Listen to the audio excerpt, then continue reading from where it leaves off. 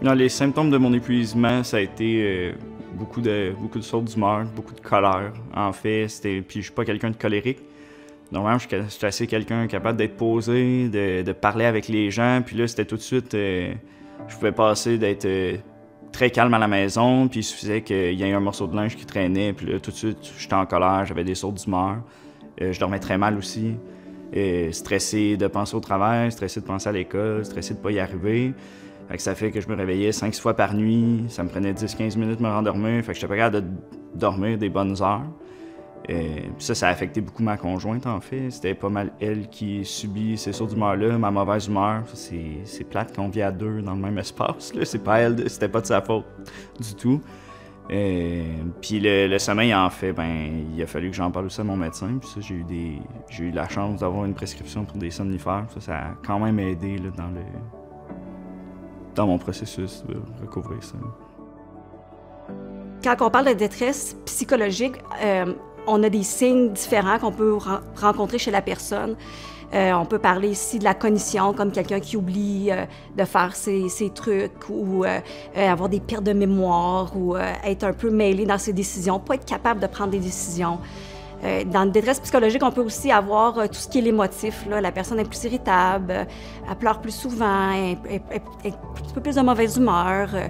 Puis c'est sûr que le physique, ça joue tout le temps un peu aussi avec. Hein, on a l'anxiété qu'on peut avoir, avoir des bouffées de chaleur, avoir des douleurs généralisées, des maux de tête, de la fatigue. On se comprend pas vraiment, en fait.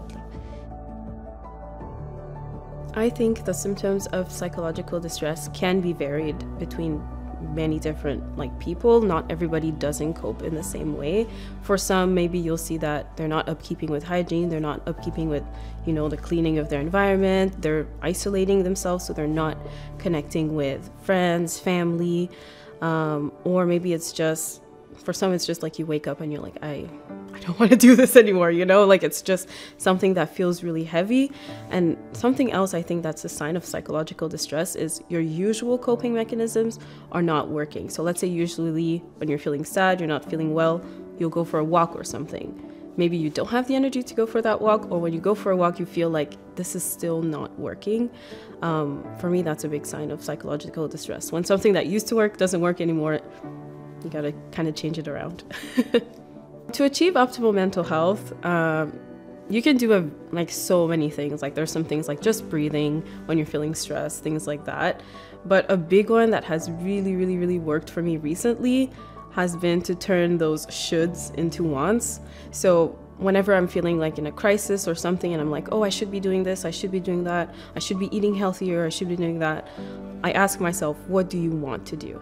What do you truly want to do? And once I know what I want to do, then I can act in a way that's authentic to me and what I think is right in that moment. Sometimes you don't have the whole picture, you don't have the whole, information of the situation, but when you're acting on what you want rather than what you should be doing or what is expected of you, I think the result is much better. Tu sens que tu as besoin d'aide? On est là pour toi. N'hésite pas à contacter le service de soutien psychologique de ton établissement ou un des nombreux services de consultation téléphonique 24/7.